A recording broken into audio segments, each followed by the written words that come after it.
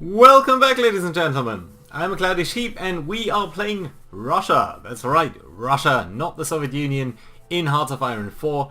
It's 1939 and we did it. We played the Russian Revolution, also we played the Soviet Union, we triggered the Russian Civil War, and we did win this war as Russia. Now this episode I want to highlight a little bit of the plans that we have for the future and what our plans might be for fun rest of the game. But before I want to do that, I just have a very quick favor to ask of you guys, and that is I really changed my audio setup, changed the entire PC actually and the entire layout of the room. So let me know if this sounds a bit better, how you perceive the audio quality, and that'd be helping me immensely, so I'd appreciate that.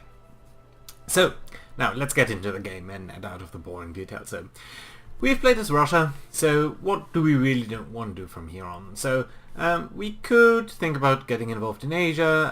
In Europe there's a very specific thing that happened because as you might remember, we saw that the German Republic took over from the German Reich, so it's not Hitler anymore, it's a democratic country, and it's, as you can see, part of the Allies, and part of this huge democratic blob. We, on the other hand, are non-aligned, so we are not part of the Allies. We are not part of the Comintern anymore because we're not communist anymore. But yeah, there's not going to be a second world war in the same sense that there was historically, because Nazi Germany is no more. So to have a fun rest of the game, I think what I want to do is get into a conflict with the Allies, and at least try to mess things up a little bit over here. And so the reasoning I think that we could put forward here to add a little bit of flavor is say that, you know, after the Civil War in Russia, things are in a bit of a social dynamic. So we're looking for some clear guidance of where Russia should be. We're looking back to the imperial times as something that was very stable, that was not Stalinist, and which were the glorious times before the war. Now, in the imperial times, of course, not unlike what maybe Nazi Germany perceived, Russia had control of Finland, Russia had control over Poland, or at least somewhat of the, I think most of this area. It had control of the Baltic countries, so these were really the losses that Russia had to endure during the First World War and the immediate aftermath. So I think we are now in a situation where we look to correct that, right? We are rectifying, we are trying to get our old rights, we are trying to extend our sphere of influence that was robbed from us by Germany in the previous war and by the lack of the help of the Allies, and specifically how the Allies maybe did not support us, the whites, in the first Russian Civil War as much as we would have liked to. So I think we are looking at a bit of a very autocratic response to that. We are channeling our aggression outwards. We are getting into conflict with the Western Allies, and we are looking for allies for that maybe. So, of course, there are still some fascist countries around. There's Italy, Benito Mussolini, and there is, of course, Hirohito.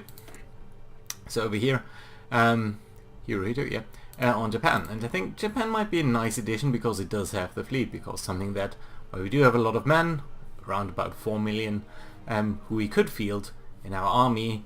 We don't really have the capacity to bring up about change in the naval theatre. So I think Italy and Japan would be excellent additions to our little plan to work against the Allies. Now, of course, we had a little bit of a kerfuffle with the Japanese when we were still playing the Soviet Union. There was a bit of a border conflict over here, but I think we can leave these times behind us and really say, you know, look, we are focusing on the future, we are focusing on payback in the West over here. So I think there'll be a little bit of a fun game, a bit of a more challenging situation than maybe the Civil War was, specifically going up against the Allies. We can see that the Germans over here have around about maybe 60 divisions, France maybe 100, UK maybe another 70, so about 200 divisions, which should be really a bit of a challenge. So I think that would be nice to see. Also, of course, there's Republican Spain, a bit more communist leaning, but we'll see where they go. So I think what we want to do is go ahead on this line. So in terms of our doctrines, after finishing doctrine effort, we have to think a little bit about our situation over here. So as much as I would like to go right down to nationalism, I don't think we can do this right now, and we don't need to, because we can in fact already fabricate war gold, so we can justify war gold against Poland, and I think that's what we're going to do very soon. Although I would like to grab a little bit of political power first, so that we can exchange at least one law down here and get into a bit of a better situation. Right, let's briefly look at our construction as well. I think we are not, or are we, converting factories? We are building military factories, but we are not in fact converting them, are we? No. So I think that's fine, and we'll keep it at that. So, war with the Western powers it is. Poland obviously is going to be the first choice, because there was the war of, I don't even know the year, but between the wars, so between the wars there was another conflict between Poland and the Soviet Union, which Poland pretty much won, and which secured their line in their east, now west border over here. So that is something that we'll try to rectify very much first. That'll give us a border with Germany as well. And I think Czechoslovakia is probably also part of the Allies. Yes, it is, with another 50 division. It's not that bad. So yeah, that'll put us into a bit more aggressive standing vis-a-vis the Germans. And in a fun twist, the Germans will have the area of modern-day Kaliningrad, so Königsberg over here, whereas Russia will probably have the surrounding area. But that's a bit in the future. Let's briefly look at our forces and see what we do want to do with that. So we consolidated all of our army types over here, and I really have a multi-tied approach that we have over here. So let's briefly look at the situation, see where we want to go from over here, and develop a bit of an overall strategy. So the first line, the lowest tier units that we have is these previous NKVD units. Over here, as you can see, these are just 6 infantry battalions. So about 6,000 men who have 600 infantry equipment units. So I guess each of them is 10 guns. And not much more really. It is only infantry equipment and that's it. So these units are really not that great at attacking specifically, so they don't deal that much damage, but they do have a lot of organization, 65 organization, so they're pretty good at holding their ground and standing right there, but not maybe that great at inflicting casualties on the enemy, specifically not very good at attacking, although defending should be okay. So these are our line troops that really don't, they're not supposed to push anything. They're there to take, to soften the blow and really, yeah, be a bit more defensive. And as you can see over here, we put them to reserve status, so that means they will receive the equipment latest. For example, if you think about our technology situation over here, so as you might remember, there's basic infantry equipment, weapons 1, weapons 2. We are now producing under production. Infantry equipment 2, about 170 units per day. So, but we currently only have, yeah, a mixture of old and new types. So you can see a lot of weekly production on the weapons 2, but quite a lot of old weapons kicking around. So this is the stuff that the NKVD units get, and we'll probably have to rename those. Right, a step up from that is the normal division, so a rifle division over here, with a little bit of support artillery, otherwise a lot of infantry. So as you can see, a little bit less organization, but much more attack. So I think that's about twice the attack, a lot more breakthrough, a lot more defense, also combat width of 20, which is good for various reasons, and it does carry a bit of artillery equipment, and that's a bit of a bigger division as well, about 10,000 men. So these are really the bread and butter standard infantry. They'll be pushing a little bit, and we'll probably equip them over time with things like anti-tank equipment, recon companies, and potentially engineering companies. But for now, we don't really have the army experience to change these templates. Again, one step up is the mountaineering divisions, similar concept, combat with 20, bit better attack, bit higher organization, elite units who are really good at moving in, and specifically attacking of course, in mountainous terrain and hilly terrain, so you can see the various bonuses here. And somewhat surprisingly, they are also very good at marsh terrain, so at least they do have a big movement advantage over here. That is rather important. Or is that because of the recon company? I don't think so. Well, maybe a little bit. Yeah, so it's a bit of a mixed advantage from being mountain troops and having recon companies, but the effect is that it's a light infantry unit and that still packs some punch, basically by the virtue of it being an elite division. But we can't build too many of those. And then again, one step up, we do have this division template over here, which is a bit of a weird heavy tank unit. So it does have 40 heavy tanks, which means that these units have a lot of armor, a lot of piercing, so they'll have different combat advantages. They of course have a maintenance company because these heavy tanks are really difficult and expensive to produce. For example, we are producing some now, and you can see that even though we are investing 3 factories over here, we are only producing 1.6 tanks a week, so one about every 4 days. So yeah, it's really not that impressive.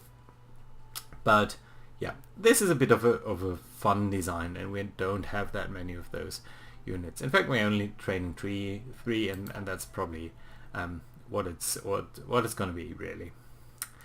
Then we have the fast corps. So this is the bread and butter movement units, but there are of course tank units, and for now these are not impressive. Those are light tanks with light self-propelled artillery, some support brigades, and some motorized infantry. They're rather quick. They have good soft attack. They have very low organization, and somewhat low tier armor, as you can see. That's by virtue of them being light tanks. We'll probably want to replace those guys by, you can actually call them tank divisions, right? Yes. So let's update that. But yeah, we'll have to replace those by proper medium tanks once we have those available. But these will be our punch-through units, so they are considered elite as well. They've got the best equipment first. And then we have the motorized divisions, so again, more of a line-holding infantry template, but a little bit quicker, so quicker than normal infantry, packs a little bit of punch, and is of course equipped with a couple of motorized or truck units, I guess, but otherwise is really an infantry division at its core. Right, that's about it. We do have also cavalry divisions, but those are really irrelevant for the future. Sorry. Beg my pardon. Yeah, those are the units that we have right now. If we look at how many of these units we have, very much our most frequent type is this 126 units of normal infantry divisions, very few NKDV divisions, a couple of motorized divisions, but yeah, as you can see, there's not a lot of other items kicking around. Mostly, however, as you can see, we do have a lot of infantry equipment lying around, so about 36,000 units, which means I want to train more of these NKDV guys. In fact, I think we want to add at least 24 divisions, so 1, 2, 3, 4, 5, and remove 1, so yeah, there we go. That's a lot more units, and these units will take some equipment, as you can see, not that much really. They'll be trained in about 90 days, and that's going to be fine. These are, at the end of the day, supposed to be our most frequent units, and you know what, I think we can add another 24. 1, 2, 3, 4, 5, and again remove 1. So yeah, there we go. That means we have a lot of units in training right now. As you can see, all of these units are being trained right now to really support us in our guard template. So yeah, 87 units being trained, Even then they'll probably be less than our normal divisions, and we'll slowly feed those over. But we'll have to see a little bit about that. Right. So that's it for training for now. In terms of our units, you can see that we have a lot of normal standard units which really have those infantry templates that we were talking about earlier. They're slowly being replaced by more modern infantry equipment. These weapons too down here, but really the old weapons are being phased out very slowly during Great War. So yeah, you can even see that they have still some normal equipment kicking around. We also should have the reserve army over here, which is composed of these training divisions and these somewhat untrained divisions that we fielded very much quickly during the Civil War in the hope of just getting warm bodies to the front. So these guys are being redeployed to Stalingrad, and once they arrive there, we'll probably deal with that a little bit differently. Let's start the time over here and get all of these guys to where they need to be.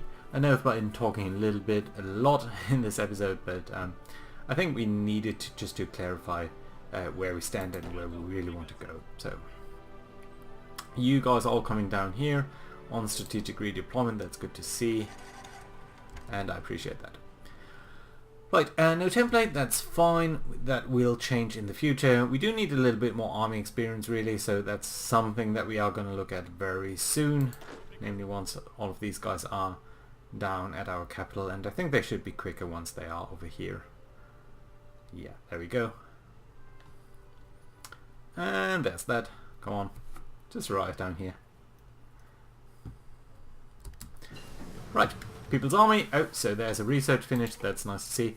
And over here, I want you guys to start training. And I actually forgot how we do that. So yeah, you'll exercise. So these units will start to make little spotting exercises. Hopefully, you can see that. It's a bit hard to see. Yeah, they've been doing push-ups over there, which means they are in large-scale exercises. That means they have very little organization for now, but that's fine, we're not immediately in war. They'll gain a bit more experience, and we will get a bit more army experience every day. But it's really minuscule, so we'll have to see about that. Anyway, let's look at our research. So we did just finish infantry doctrine, land doctrine, and get the People's Army factor, which is really nice because it provides a little bit less division attrition, a little bit more partisan effect, which is not really that important, but more importantly down here, the reinforcement rates, infantry recovery rates, these are very effective things, but I think we are going to wait until we get this doctrine bonus over here before we start engaging into more research over here. So let's briefly check industry. So it's 1939, we could well reduce research some of this, which I think will be very important. This infantry equipment things are not really great right now because that would be ahead of time, and there are severe penalties with these associated with that. Support companies are nice to research, they're very helpful, they're not ahead of time, but on the other hand it's not really needed as well. We can wait a little bit till we see what is needed, because we don't need to build these, they're just there. We are researching medium tanks, which is super important and helpful. Tank upgrades and all of that are also nice to see, but indeed I think we will have to look at industry research. And I think the most immediately helpful thing will be the advanced machinery research, so that gives us a bit more production efficiency cap. So once we max out these production lines, we will be able to get more bang out of that, so that's good to know. Also, modify government, we can change our political advisors or other laws. Political advisors, really there aren't that many that I would really like to see, so they're not that helpful for now. Tank designers, ship designers, aircraft designers. I mean tank designer, specifically medium or mobile tank research, that would be so helpful. Max speed plus 5% reliability, plus 10% armor research time down. That's really helpful. In terms of theorist, the Master Assault Expert would be great. Some army experience daily is good to have. All of these things down here are a bit more immediately available things, so things that are helpful during the war, but not on top of that. But I think we'll first want to look at over here. So maybe a shift from civilian economy to partial mobilization would be helpful. So that would be 10% less consumer goods factory, and our construction would be, instead of hampered by a minus 30% malus or minus 30% bonus, it would be getting a bonus. So I think that's one of the most effective things that we could do, other than maybe the tank designer. I mean, I really like the reliability gain. I really like the max speed. These are really great things, and of course we are researching tanks right now. So you know what, with a heavy heart, but I think we are going to take Morozov design bureau over here and change for that, and I would hope that that also applies to the past, so that should be good. And then we'll go ahead right away and start justifying war against Poland, so that maybe we can at least do this in autumn. So we do want to conquer, let's say, Wheeler. I don't really care. It's pretty irrelevant actually which one you take. But let's do the flavor and look at something that is close to the border, at least. Novgorod over here. We need 33 political power, or it will cost us 38 political power, and it will last 190 days. Yeah, so we'll have to wait a little bit, about 30 days, which I think should be fine. I'll accelerate time slightly. You guys should all be training, and you... Oh, wait a minute, there's one more thing I should do. So these guys are training, which means they are also losing a little bit of material. And if we look at this guy over here, you can see that he actually already received weapons too, which is really not what we want to do, right? We want to have our equipment first go to upgrades, so that first of all these elite units here can receive the new stuff. Then we'll spend it on new units that we are training, and after that it will go to reinforcement, so these guys are only receiving the actual worst stuff that we have. Right, we can actually take this guy and maybe apply to the 5th Army. Right, so that's good to see. So he's now on a trained level, which... Where actually based? Oh, you're over here. Okay, so you are also going to be part of this. Right, so there we go. That's nice to see. And this reserve / training army, you two can now go to over here, which also means you're not using any... Did you take that? Yeah, you did. Which also means that you're not using any material while you're training. On the other hand, all the other guys should be training. Are you doing that? I think you are. Yeah, normally you're just doing like such. Okay, that's good. Yeah, more and more of these units being ready. Of course, these guys are really good now, actually, but still they have very old equipment. So that's alright. Good. So over here, I think one thing that we might want to do right now is delete this war plan for Turkey over here, because in fact we decided to go for Poland first. And as I said earlier, these guys are actually very good at moving across swamps. And if you look at the terrain over here, you can sort of see the lakes over here. So this is really bad terrain, which means we are going to place the 1st Army along this front, and it will be your job to go ahead and at least conquer the other side of this river. Right, and then this is the 2nd Army, so you know what, we will pull down the 2nd Army and give it a much more... let's see about that in a second, and let's move this down to over here. So a very narrow front where the second army can push sort of into the Warsaw territory. And we'll actually tell them to be a bit more immediate on this border.